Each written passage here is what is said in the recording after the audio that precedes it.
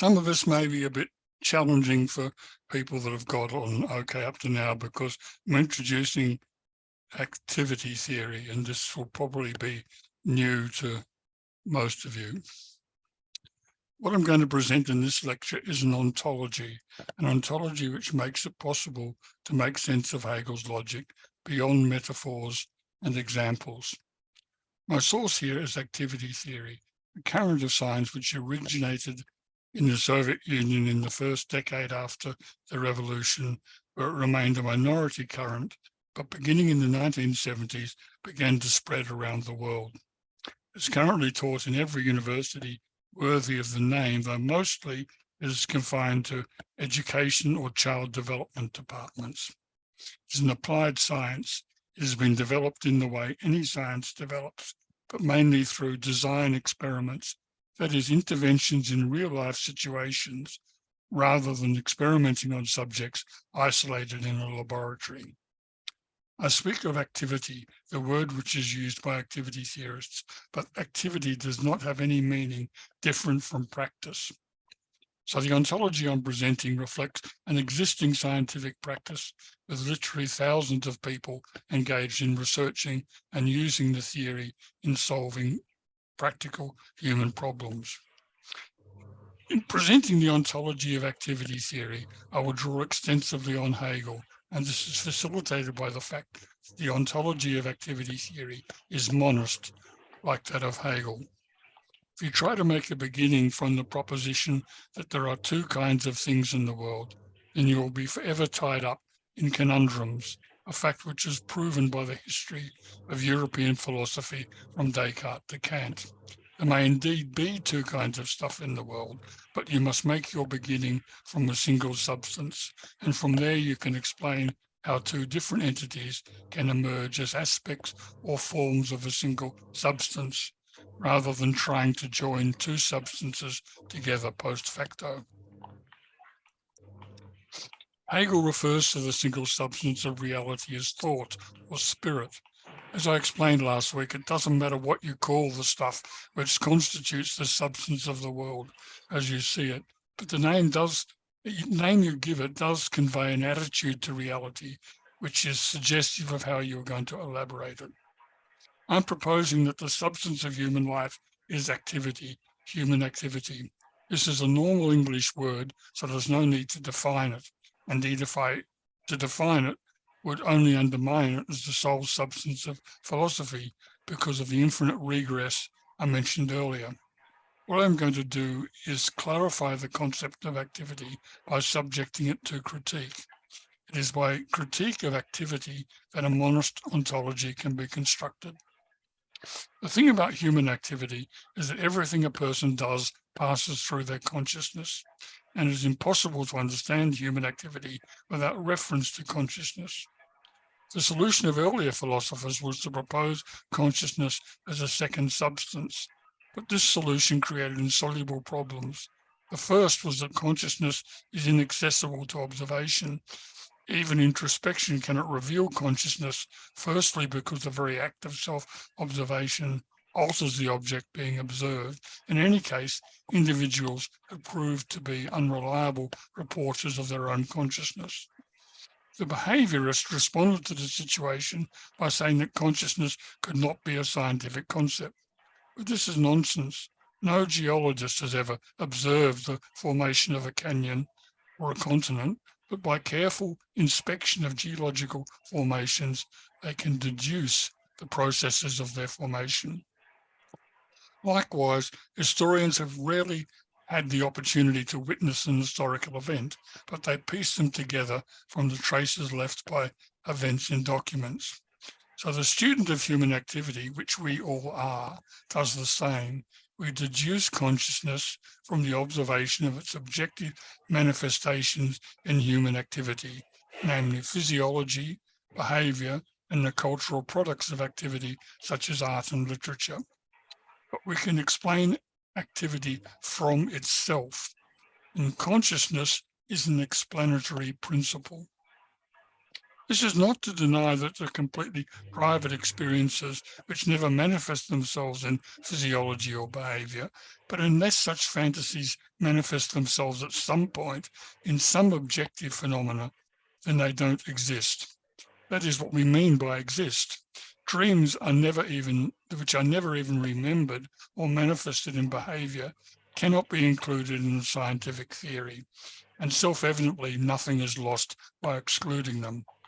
What we have is activity in which physiology and behavior can be directly observed and consciousness can be imputed as an explanatory principle. There's no dualism here. We do not add consciousness and behavior together to get activity. Consciousness and behavior arise as the inner and outer aspects of activity, which we abstract from the observation of activity. Now, the Marxists among us may be inclined to criticize this approach because they've made no reference to the material world. But as Lenin said, matter is a philosophical category denoting objective reality which is reflected by our sensations while existing independently of them. So even Lenin defined matter in terms of human activity. We do not deny, of course, the existence of a material world, but we include it in our theory only insofar as it is included in our activity. And of course, material objects and processes are included in every action we take. Hegel says as much in his Science of Logic. In his characteristically idealist mode of expression, he says, in the syllogism of action, one premise is the immediate relation of the good end to actuality, which it seizes on, and the second premise directs it as an external means against external actuality. In more accessible language, we realize our intentions by acting on the world by using material objects or artifacts in our actions. That's on page 821 of the Science of Logic, just 3 pages before Hegel sums up the logic in the final chapter. It's idealism for you. But it is by means of including material objects in our actions that we're able to construct a concept of nature, a concept of a material world existing independently of human activity. On the basis of a concrete concept of nature constructed in this way, we're able to deduce all sorts of facts about the world before humans existed and which are beyond experience. But there is always room for error. And as the scope of human activity expands, hitherto unknown material processes get exposed by some novel human action, and we correct our error. And there's no limit to this process by which our knowledge is extended. But always and everywhere, it is from the standpoint of human activity that we can make a judgment. So after this little excursus, what we have is that behavior and consciousness can be abstracted from the observation of activity. And the material world figures in activity through the material artifacts which mediate all our actions. But we still have a generality. Instead of being, the concept with which Hegel begins the logic, we have activity. What Hegel tells us time and again throughout the encyclopedia is that such generalities, such abstractions, have to be subject to critique of the form which Hegel demonstrates in the early passages of the logic. Allow me to exhibit this critique by taking you through an extremely condensed exposition of the first 5 concepts of the logic. Being means to be, but that is an empty concept. It is nothing. So being becomes nothing. So now we have becoming, but becoming implies that something is becoming, some determinate being, a one. Very condensed. So you can see how when you start with a generality like being or activity or space or art or whatever, to make any progress on the matter, to see what it is, you must determine one discrete entity or being. To know what art is, you must begin from a work of art. To understand space, you must begin from a point. To build a scientific theory of being or activity, you must first determine a one or an activity. Now, English is one of those languages in which the introduction of the indefinite article produces a quite different concept. Unfortunately, a feature not shared by Russian. An activity is quite a different concept from activity. But if I can clarify what I mean by an activity, a unit of activity, then we can understand activity as an aggregate of many activities. Otherwise, we are stuck in generalities. Now, it may come as a surprise to some people who insist that the world is made up of processes and not things. And if we are to form a fluid and mobile image of the world, we should make processes and not discrete entities our substance. This is mistaken. In order to grasp a process, we must first grasp discrete moments and find contradictions and discrepancies between them. We then reconstruct the process from contradictions in or between discrete representations. And Hegel demonstrates this in the logic. Each concept in the logic is discrete and fixed, but within each concept he finds contradictions, like I just demonstrated in the case of being, nothing, becoming, determinate being, and one. The appearance of movement is the discovery of contradictions, and it is contradictions which make movement from one concept to another explicable. Activity can only be conceived of as many activities.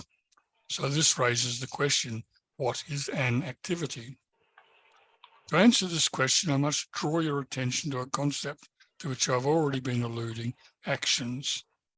An action or actions is a discrete countable noun, meaning doing something.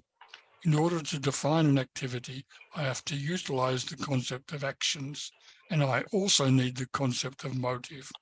But it turns out that I can only define or clarify these three concepts together, rather than one after the other.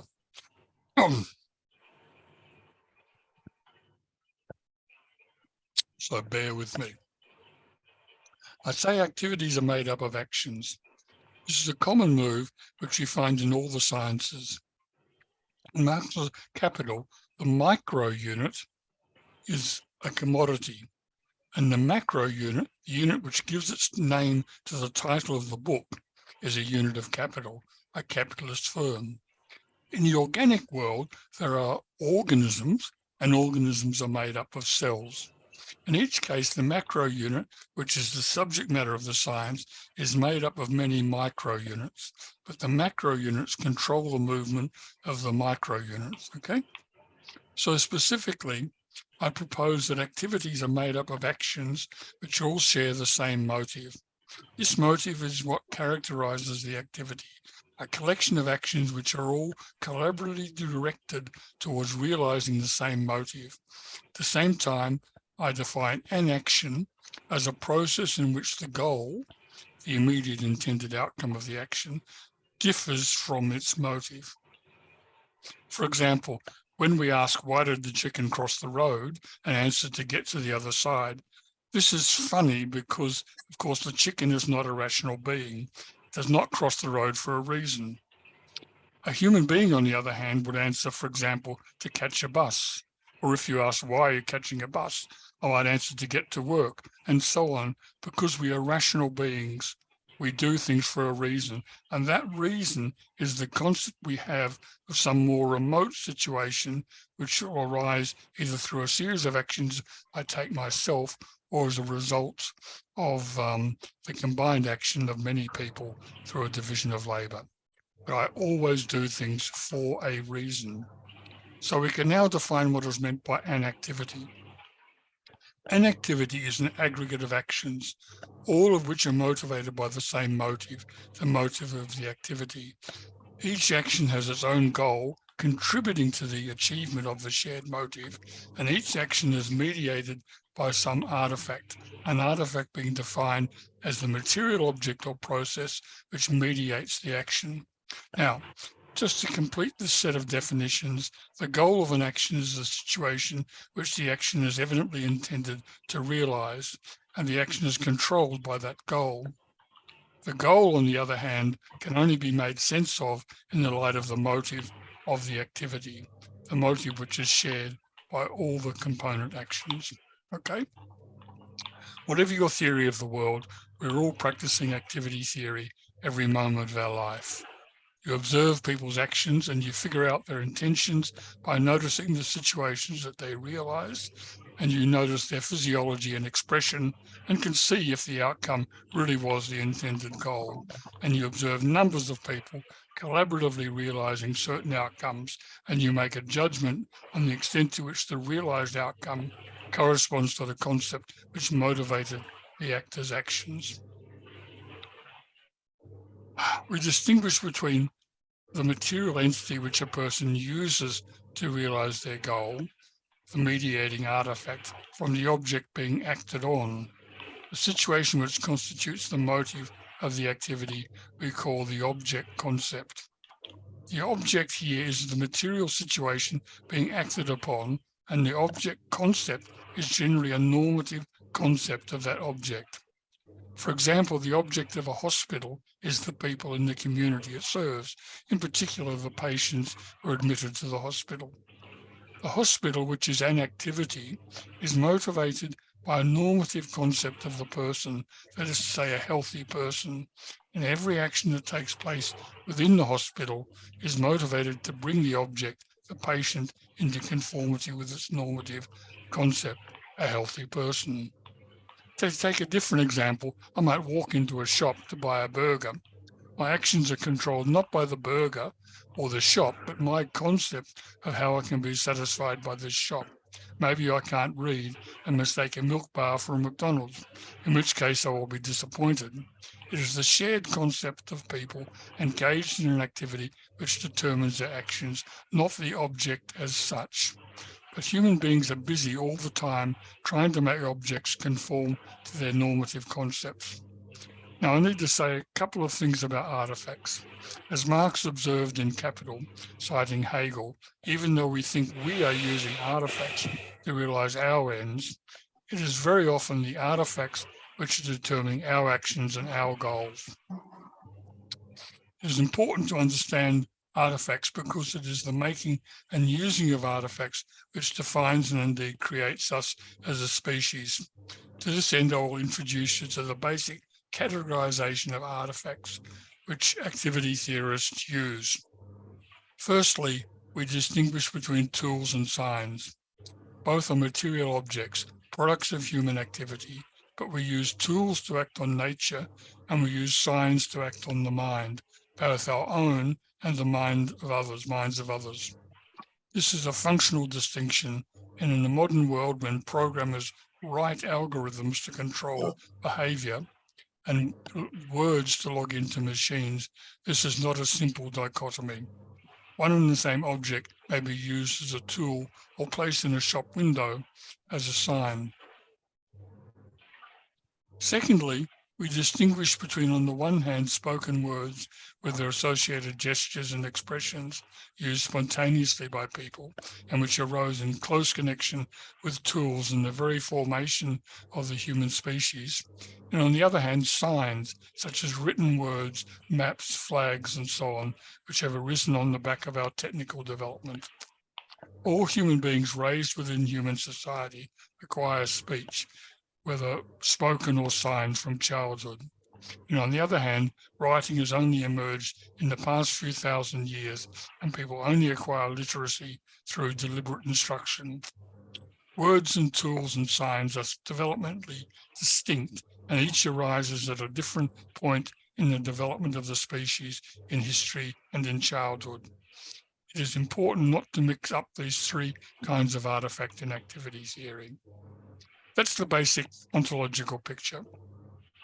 On the basis of this ontology, activity theorists have built a sophisticated psychology and have been able to understand how the personality is formed, how self-control is acquired, and elaborated a theory of child development which shows how culture forms human beings. Although physiological considerations are not excluded by this approach, it has to be said that physiology plays a marginal role. Overwhelmingly, people are formed by their response to the situations they find themselves in, and only gradually, over the course of their life, free themselves from determination by the immediate situation of their birth. Nothing in activity theory determined that it should be a theory of psychology. It was the conditions under which it originated in Stalin's USSR, where scientific discussion of social theory was impossible, and then later in the USA, where Marxism was taboo, which determined that it would take root in departments of education and child development. But it is eminently suitable for use as a social theory as well. Now, activities are basic units of the world as we see it. Activities are not aggregates of people, they're aggregates of actions. So in this view, we do not see nations, for example, as groups of people. All those people hold an X passport, or all those people that reside in X land or whatever. We see nations as aggregates of actions, actions which constitute the nation thanks to a shared concept of the nation. Likewise, we see a religion like Christianity or a movement like socialism as aggregates of actions united by a shared concept, by a shared self-consciousness. Sociological groups do exist, but they're only secondary products of the activities which define and create groups. It is not groups who create activities. Further, people may be more or less committed to a religion, for example, or a teacher may be committed to education, but only during working hours, and a socialist may change their mind and become a fascist. Social entities are aggregates of actions, not people. This approach obviously affects how we approach the question of social classes. But before we can utilize activity theory as a social theory, we need to take note of some elements of the picture which I have sketched, which is somewhat oversimplified. In most of the activities we find in the modern world, people are participating for reasons other than realizing the motive of the activity. The motive of the owner of a typical capitalist enterprise, for example, is to expand the share of social labor he controls, capital accumulation, in other words. The motive of their employees, on the other hand, is to earn a wage for the purpose of furthering projects of their own. In both cases, these motives are what are called the really effective motives. That is to say, they have the capacity of psychologically motivating employers and employees. Motive is here a psychological category. However, both employee and employer will only achieve satisfaction of their motives if the firm succeeds in achieving what it claims to do, producing goods for customers which meet their normative requirements, restoring patients to health, and so on. This motive of the activity is called the merely understood motive, sometimes called the object of the activity. The activity must restore the object to its normative concept, or no one will get paid. And it is this object concept which determines the various goals which are realized by participants in a firm. The realization of the motives of the capitalist and employee occurs only thanks to the societal processes which lie beyond the activity itself. For the worker, it depends on the value of their wage and the other social rights which flow from their work as an employee. And for the capitalist, it depends on realizing the surplus labor time appropriated thanks to an effective demand for the product and all the societal arrangements for these activities. The really effective motives may be complex. People's motivation for work is never just remuneration. But the point is that almost every activity is a collaborative activity in which the motives of each action may be at odds with the motive of the whole activity. Consequently, there will be a conflict of motives. This conflict of motives is exhibited in the conflict between the really effective motives and the object concept, and is also exhibited in the mismatch between the goal of every action and the object concept which provides the reason for the goals. This conflict of motives runs very deep. Every action we take entails both a neutral decision mechanism, which decides our response to the situation, and a closure process by means of which we implement the action.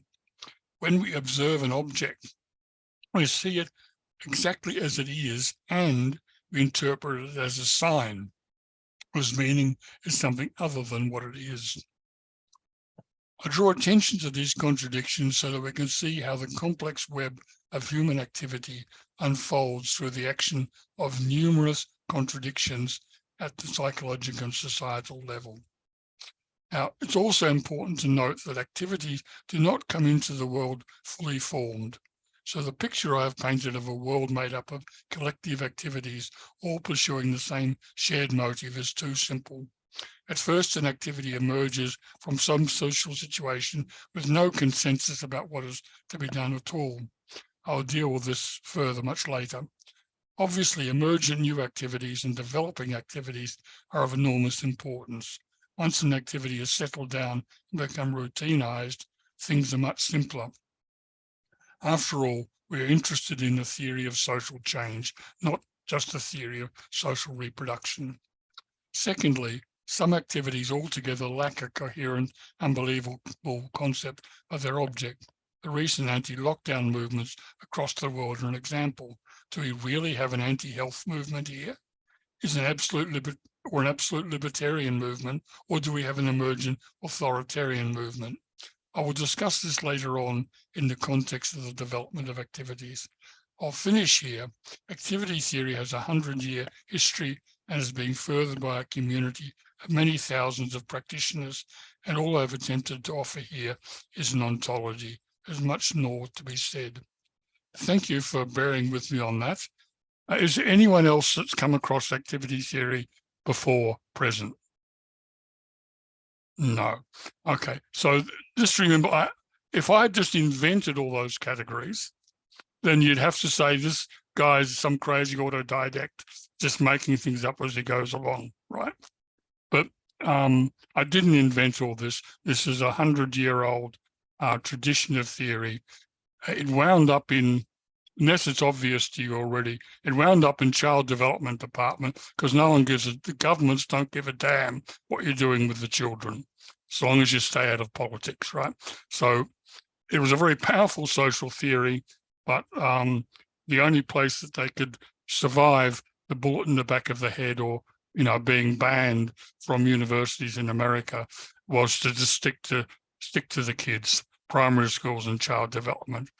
But the theory is immensely powerful. And I can bring that with the Hegel and Marx I know about social and cultural theory.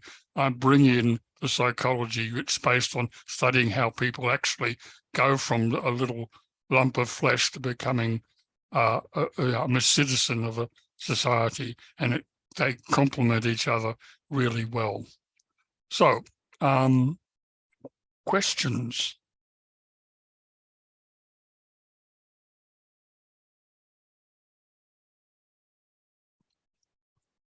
Yes, Matthew. Hi again. I had a bit of a question about, because you were talking about, motive and, leading to action. And I guess I'm sort of thinking of it a bit from like a psychoanalytical point of view, in the sense that, I think one of the great insights of Freud and others is that, we often don't really understand what our own motives are, and a lot of the time we sort of post facto narrativize what our original motive was, if that makes sense. And so I sort of guess I just wanted to ask whether you had thoughts about that too, because it also sort of connects a little bit into the concept of logic as well from the last session, about to what extent is logic is not so much a rational logic as a narrativization. The point is that we don't rely on introspection to determine these things. It's based on observing what people actually do. And the other thing is, so we don't care if people have got a completely screwed idea about what their own motivation is. I mean, that's the fact in itself, and that will come out in the way they behave. But we're not relying on asking someone why you're doing that, right? Because you can deduce that by close observation of the whole system of actions, right? And they can tell them why they're doing it. And the other thing is that the theory is developed as a developmental theory. That is to say, it's developed by seeing how consciousness comes into existence in the first place. When, a baby first realizes that there's a distinction between their own body, which they can control, and things outside their own body. You're not born with that, right? Human babies have to learn that. So you can actually observe human beings constructing consciousness, right? Now, the fact is we go through traumas, and sometimes things are so unbearable to think about, we repress them, okay? And that was, a lot of what he's talking about. But the idea of an unconsciousness, which is just something sort of inaccessible, but in the background, causing things, but not really coming from anywhere, we don't accept that. That what is in the unconscious, what we are not conscious of, we were conscious of at some time. Yeah, and there's I'm not discussed here, but quite a sophisticated discussion of what we're not consciously aware of. But we talk about conscious awareness, what you're actually aware of. Consciousness in Marxism generally refers to the totality of psychic processes, right? And all the time, you're walking down the street, you're doing all sorts of things you are not consciously aware of. I mean, your feet, the way you move your balance, the way you're watching out for things in your peripheral vision, all this is going on while you think you're wondering what this lecture is going to be about, right? So consciousness is a very complex formation, and not all of it is what you're consciously aware of. But I don't really want to get too deeply involved in this. All I'm saying is it's not a problem that people are irrational. Of course they're irrational. Yeah. Yes, Tom.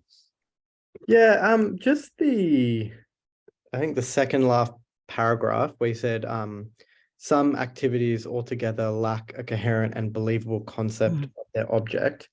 I wonder if I got a little bit confused with that. I wonder if you could just help me understand. Okay, the theory is that it developed in the Soviet Union, began from the work of Vygotsky, and Vygotsky was very much a psychologist and particularly interested in child and development and disabilities, right? But later on, what's known as activity theory developed from that, but it was quite typical, although in a sense it wasn't the official Stalinist psychology, it still developed in that world, right? And its conception was very much a world in which the Politburo planned everything, and everyone was assigned a job, and it's your job to, achieve the 5-year plan, all this sort of stuff.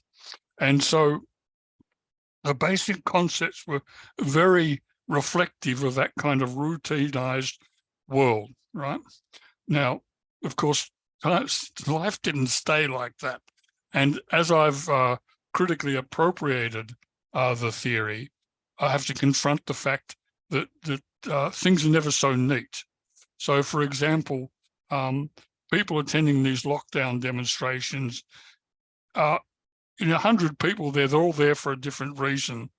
But somehow, they all came onto the street thinking that, yes, about time someone did this, let's all join this protest. So they have an illusion that they're there doing the same thing because they've not actually spoken to everyone and find out what's motivated everyone else. But somehow or other, they responded to the same stimulus. And, like this crew that went up to Canberra and tried to blockade Canberra of all things, and they held a conference after that. And a journalist, from Crikey went along to this conference, and, those madcap sort of things were discussed there. Nothing to do with vaccine hesitancy or anything like that. So we have to take account of things like that. If we're interested in social change, we have to take account of not every activity is one in which everyone knows what the outcome's meant to be. Once certain activity has been going for maybe a couple of 100 years, it's probably pretty clear what the, the motivating situation norms are. But sometimes when things emerge, people are very confused. They think everyone thinks the same as them. They all responded to the same, meeting in town hall at 5 o'clock. This is an outrage. Everyone comes. They all come along thinking, yeah, it is an outrage. We've got to do something about this. But they probably didn't all come for the same reason. And there are lots of activities. So what I've tried to do with the theory is make it a less kind of black and white conception of the world, a more fluid picture of the world. So the part of that, as I mentioned, that we're dealing with activities sometimes whose object is not clear. Abet. Yeah, I found that the phrases about the macro and micro and the relationship between the two very interesting. Particularly when we look at things like, economics. Because most economics are the economics that's basically being taught at universities all over the world is extremely individualistic. I mean, and because it takes on the microeconomics where it assumes that an average person is something like this, like that.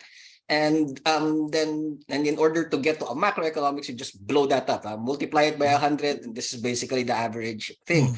But that the phrase where you said that it's the macro that controls the micro units, that is pretty much the stance of a lot of the sociologists when they look at these things, because sociology is not actually about behavior, but more about the general relationships. It's not even about mass. It's not a mass psychology. It's something different, such that and this is where I guess the Hegel thing becomes relevant, because the whole idea of spirit, because that spirit is the stuff that basically animates all of these things. That I don't know if the word connect is the proper word to use between when we talk about disparate individuals being connected by spirit to do particular things, but the idea is that society, I guess, is its own entity, which is a totality of all these disparate things, such that that there is a level of control, or even if we don't think about it as control, the macro controlling the micro, more like the macro putting tendencies into the micro, such that when we look at individual behaviors, even though we can assume that every disparate individual is rational, why is it that at the macro level we get irrational outcomes? And that's the the commodity exchange is a very ancient practice, right? But for many years, commodity exchange happened in the fringes of a feudal system, right? But as capital developed and became the dominant relation in society, then the interests of accumulation of capital controlled what commodities would be made and in exchange and so on. So even though capital arose on the basis of the market, once the capital has emerged, then the capital with its own dynamics controls what happens in the market. Yeah. I agree with that. The idea is that these emergent properties come out regardless of, say, the intentionality that's being ascribed to them when we think about individuals, and that such that what is being created is something else. It's not something that's inside your head. It's not something that you simply... When I talk about the object concept of an activity, it's not actually a psychological concept. But at the same time, if you work in a university, everybody knows that it's about higher education. It's about doing research and training the next generation of students into, citizens or academics or whatever.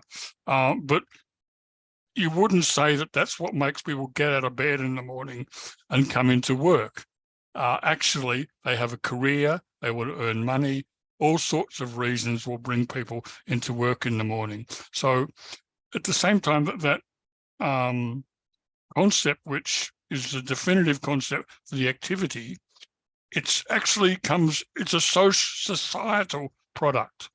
Yeah, a university emerged out of certain social formations and requirements of those. And it emerged historically.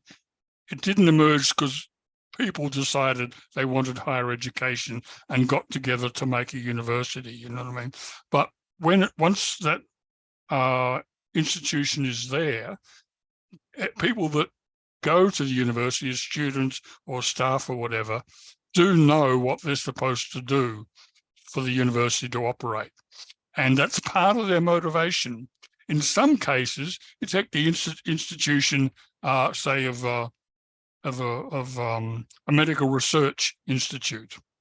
I think it likely that all the people that work there are motivated to make, scientific breakthroughs to help people. And if they weren't paid, a lot of them would turn up anyway. So it's never never simple, and certainly it includes irrational elements. But that's not a trouble, because we're not trying to do psychology here so much. We're trying to understand people through their activity, and we deduce their consciousness by observing their activity. And I say sometimes we will do crazy things, as we know. Anything else?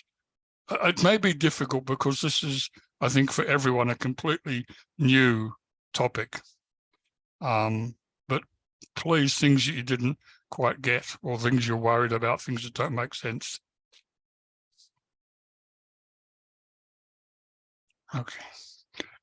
I hope you're getting a glimmer at the moment that that a university is an activity. And I've already said a university is a concept. Right? A hospital is a concept. It's actually it's one of the special concepts of health altogether, or the country's health system. Right? We have hospitals, we have pharmacies, we have GPs, we have a number of special concepts. But each of these things, the pharmacological industry, the GP network, hospitals, these are special concepts of health provision. They're also obviously activities. So where I'm leading is to try and really give definite shape to this claim that Hegel's logic is the logic of human activity, because a concept logic is examining an activity, like a hospital, a school, a socialist party, a demonstration, whatever. These are concepts, and we understand the development through contradictions that arise in them. Right? So this is what Hegel's logic is all about. Anything else? Now, Eliam, I don't think I've heard from you yet. Can we hear what's on your mind or something?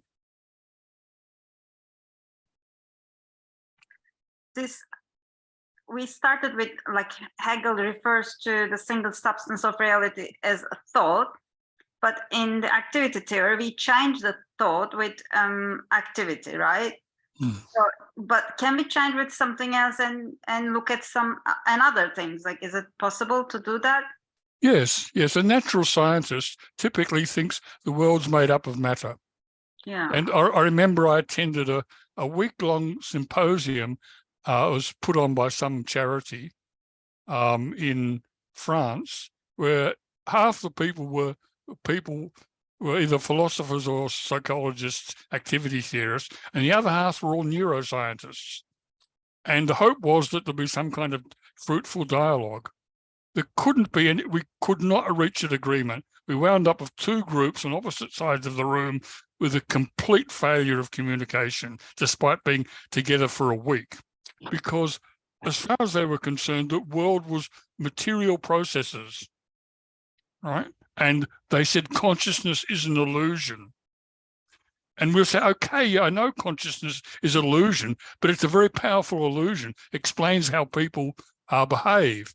And they say, no, you can't see it. You know, we've done this neuroscience. You can't find any consciousness in there. And you have this thing, if someone raises their arm, then you can know with electrodes on their brain, momentary before their arm goes up, that they've decided to raise their arm. So this to them, it proves that consciousness is just an illusion. It's there's a word for it. It escapes me for a moment. So there are other ways, but can I put it?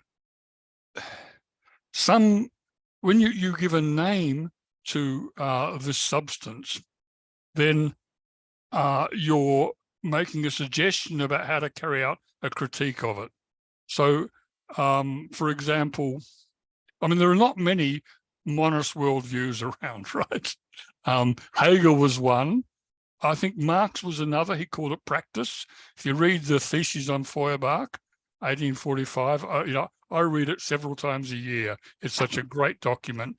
And it's very clear that the substance of the world for Marx was practice. And all the activity theorists did was they changed the word to activity. And see, the problem people had Spinoza tried to form a monist philosophy right back in the 1670s, just a couple of decades after Descartes. He was aware that this dualism, matter and mind, was causing problems. So he tried to form a monist theory just based on, well, what does he call it? He says God is nature. So it's one and the same thing. God is nature. And he says there's one one substance, normally God or nature, but it has infinitely many attributes to it. One of these attributes is extension, and the other one is thought. So if it is a stone is rolling down a hill, there's the stone itself rolling down the hill and the thought of the stone. There are two attributes of that substance.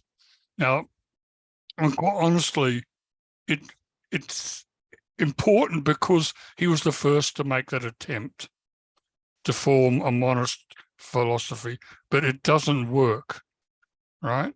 Because having different attributes of the basic substance doesn't succeed in actually escaping dualism.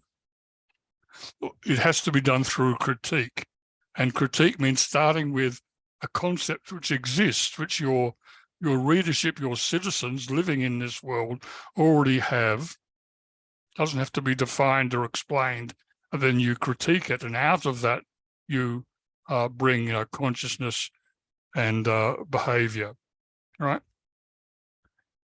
So they're the other monist views I can think of. The natural scientist, who actually talks complete nonsense when you ask them about consciousness. Spinoza, who tried bravely 400 years ago. And then Hegel, Marx, Vygotsky, activity theorists, and us here. Right? Well, really, it's one strain, one tradition of thought, but the name changes according to the kind of a critique that's carried out. Hegel carried out a logical critique. And of course, the people who were following the logic were educated people in a very cultured part of the world, Germany in the early decades of the 19th century. They learnt philosophy at school, right? The very educated public. Marx talked about practice, and he has in mind the industrial workers. My voice is giving out. The activity theorists took activity. The differences are unimportant, but it's the way you go about critiquing that concept which brings out the different sides of it. Okay. Marx didn't say much about behavior and consciousness, for example. He didn't achieve. He does say some things about that, but not a lot. Can we say that we need to choose our substance according to what we want to explain? Can we do that? Like, if we want to like think about like natural science, we need different substance, maybe. Yes, yes. The I mean, the idea of a substance is a really fundamental philosophical position, right? An entire philosophy is built from a substance. But when you go into specialized questions, you know, where it's economics or physics or something, then you do something very similar, right? And then from that initial concept, that's the one, right? If you want a theory of art, you've got to start with saying what a work of art is, right? And then you can build up from there. So there's the same thing. The starting point you choose and to engage in the critique will determine what comes out of it, right? So if you start with a theory of economics, which is an individual activity, then you get this sort of marginalism and an individualist kind of utilitarian theory of the world, which we live in. But of course, we start with practice as a whole. So the humans, you know, it's the human species as a whole of activity. Okay, we've gone over our time. I hope I'll see everyone back next week. I'm going a little bit more detail into Hegel's logic, and then showing the connection with activity a bit more next week as well by going through the development of activity. So